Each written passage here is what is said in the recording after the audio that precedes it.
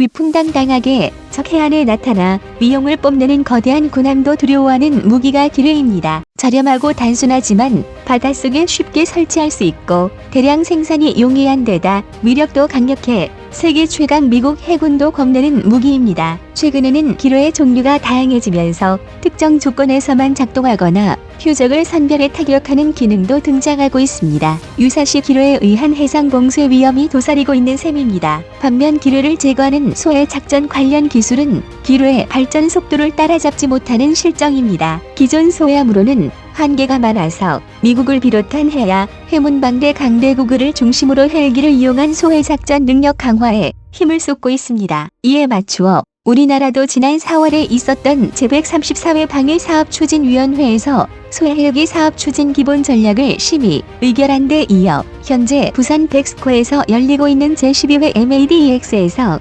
카이는 소해헬기의 개발을 공식화했습니다. 레이저 기뢰 탐색 장비와 무인 기뢰 처리 장비 및 수중 자율 기뢰 탐색체 등을 장착해 운영되며 전력화 시 미국과 일본에 이어 세 번째로 소해헬기 개발국이 됩니다. 소해헬기 중 우리에게 가장 잘 알려진 기종은 미국의 MH-53E입니다. MH-53E는 1981년에 배치된 CH-53 대형 수송 헬기를 소해 및 수송 등의 용도로 개조해 미 해군에서 운용 중인 기종입니다. CH-53보다 중량이 늘어났지만 그만큼 연료 탑재량이 많고 엔진 출력도 강화됐습니다. 일본도 소해 헬기를 운용 중이며 해상자위대가 사용하는 MCH-101은 영국과 이탈리아 합작사인 레오나르도의 AW-101 다목적 헬기를 소해 작전용으로 개조한 것입니다. 제작사인 레오나르도는 2015년 3월에 MCH-101을 일본 해상자위대에 인도했다고 밝히면서 미국 노스롭 그루먼 4의 ANAQS-24A 공중지뢰 제거 시스템과 항공 기반 레이저 기뢰 탐지 시스템 ALMDS를 갖췄다고 소개한 바 있습니다. 소해 헬기는 해상교 통로와 상륙 해안에 설치된 수중 기뢰를 탐색하고 이를 없애는 헬기입니다. 해군은 지금까지 기뢰를 탐지하고 제거하는 소해함을 운용해 왔지만 기뢰 부설 해역에서 직접 작전을 진행해야 하기 때문에 위험성이 뒤따랐습니다.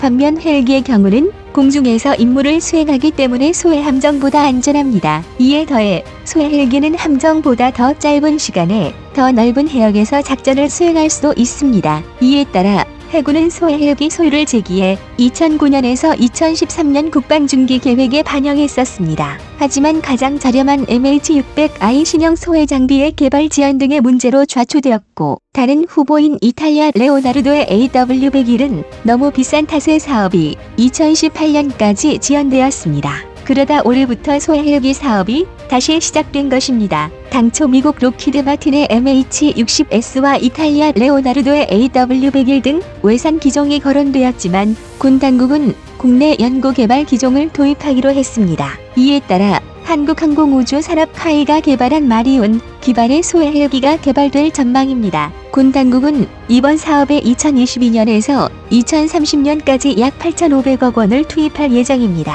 앞서 말했듯 10년 가까이 전에도 소해 헬기, 즉 기뢰 제거용 헬기를 도입하려는 움직임은 있었지만 당시에는 외국산을 수입하려던 것을 이제는 자체 개발로 도입하려는 것입니다.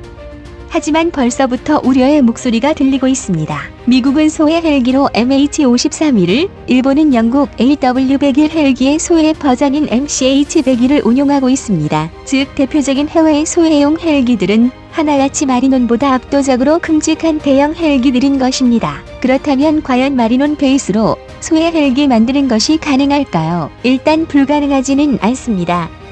헬기를 이용한 항공 소해에도 여러 가지 방식이 있고 최근에는 비교적 크지 않은 급의 헬기들에서도 기뢰 탐지용 레이저 센서 ALMDS와 기뢰 탐지용 소나 기뢰 처리용 소형 수중 무인기 등의 수단을 이용해 소해 작전을 수행하는 것이 가능해졌기 때문입니다. 마리논을 소해 헬기로 개수하는 것도 기본적으로 큰 차이는 없는 개념인 듯합니다. 따라서 관련 설비만 제대로 도입해 장착하면 마리논이 소해 작전을 수행하는 것이 불가능한 것은 아니며 관련 설비들을 마리논에 장착하는 것 자체도 그렇게 큰 무리는 없을 듯합니다. 하지만 가능하다와 효율적이다는 또 다른 별개의 문제입니다.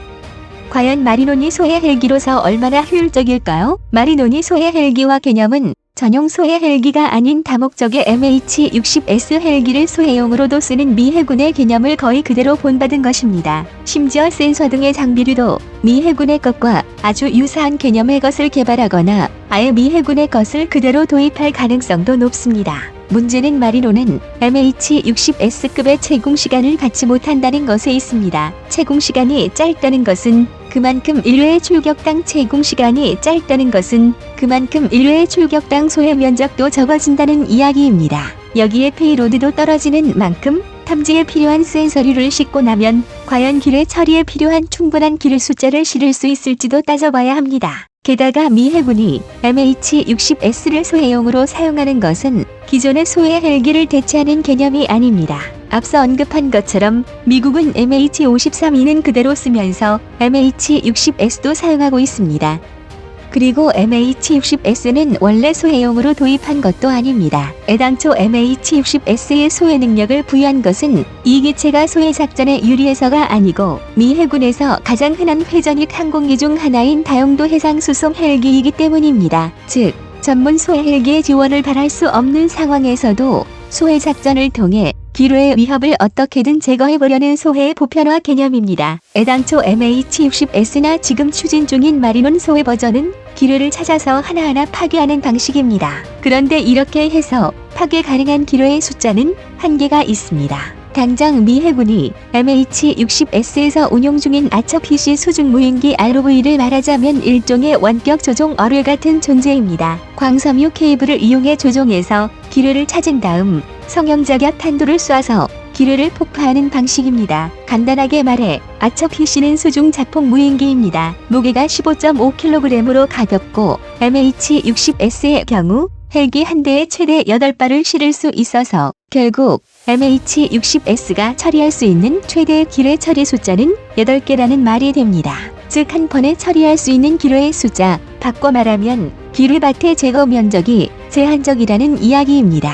이 때문에 미국과 일본 등 항공 소해에 적극적인 국가들은 주력 소해 헬기로 앞서 대형 헬기를 이용합니다. 그리고 대형 헬기들로 견인 소해를 실시합니다. 기뢰를 제거하기 위한 일종의 기뢰 처리용 펜목을 끌고 다니면서 넓은 면적의 기뢰를 제거하는 것입니다. 이러한 방법이 같은 시간에 더 많은 기뢰를 처리할 수 있는 데다 더 긴 시간 동안 소해 작전을 수행할 수 있으니 소해 효율의 차원이 달라집니다. 따라서 마리논 기반의 소해 헬기를 만들어 쓰겠다면 그것만으로 끝내지 말고 장기적으로 AW-1010 S-92 등의 대형 헬기를 도입해 소해용 및 강습미 수송 등의 다목적 기체로 운용하는 플랜도 계획해야 할 것입니다. 마리논으로 소해 헬기를 만들어서 나름 쓸 수 있을지는 몰라도 여러모로 만족스럽지 못한 것은 분명하기 때문입니다. 마리온 기반의 소해 헬기는 지난 2019년에 개최되었던 MADEX에서 처음으로 공개되었습니다. 당시에 카이가 공개한 소해 헬기에 대해 보도한 외신을 보면 미국의 노스롭 그루먼사는 소해 헬기의 기뢰 탐지용 레이저 센서 ALMDS는 물론 기뢰를 처리하는 수중 무인 드론 AUV 등을 제공한다고 보도했습니다. 이 중 국내 개발 소해 헬기에 탑기되는 기뢰 탐지용 레이저 센서 ALMDS는 직접 개발인지 해외 도입인지는 확인되지 않아 모르겠지만 기뢰를 처리하는 수중 무인 드론 AUV는 국내에서 개발된 것을 탑재할 것으로 보입니다. 방위사업청과 LIG 넥스원은 작년 12월 9일에 기뢰 대항 작전 능력을 크게 강화할 수중자율 기뢰 탐색체 AUV 체계 개발에 나선다고 밝혔습니다. 방사청은 이를 위해 LIG 넥스원과 약 120억 원 규모의 체계 개발 계약을 체결했습니다. LIG 넥스원은 오는 수중자율 기뢰 탐색체의 체계 개발을 2023년까지 할 예정입니다. 수중자율 기뢰 탐색체는 수중에서 계획된 위치로 자율 기동하면서 수중에 부설된 기뢰를 탐색하고 수중 물체에 대한 감시, 정찰 임무 수행 등이 가능한 수중 무인 잠수정 즉 수중 드론입니다. 미국과 영국 등 군사 강국들은 주요 항만과 해상교 통로를 보호하기 위해 해양에 부설된 적 기뢰를 탐색, 제거하는 소해 작전 시 인적, 물적 피해를 최소화하기 위해 수중자율 기뢰 탐색체 등 무인 체계를 적극 활용하고 있습니다. 우리 군은 소해함과 기뢰 탐색함 등 군인이 직접 탑승해 운행하는 함정에 설치된 소나를 활용하거나 처리 대원이 직접 육안으로 기뢰를 탐색해왔으며 이러한 폭발물 기뢰 탐색에 오랜 시간이 걸리고 인명피해의 우려도 매우 컸습니다. 방식은 이번 계약 체결로 수백 미터 깊이의 바닷속에서 20시간 이상 자율주행하면서 소나와 수중 초음파 카메라 등을 활용하여 기뢰를 탐색하는 수중 자율기류 탐색체를 국내 기술로 개발할 수 있게 됐다고 방사청은 설명했습니다. 이 체계가 개발돼 군에 배치되면 함정이나 폭발물 처리 대원을 활용하는 현재의 대기류전에 비해 시간을 대폭 줄일 수 있으며 인명피해 걱정 없이 안전하고 신속한 기류전을 수행할 수 있게 됩니다. 우리나라는 2차 대전 당시에 일본 못지않게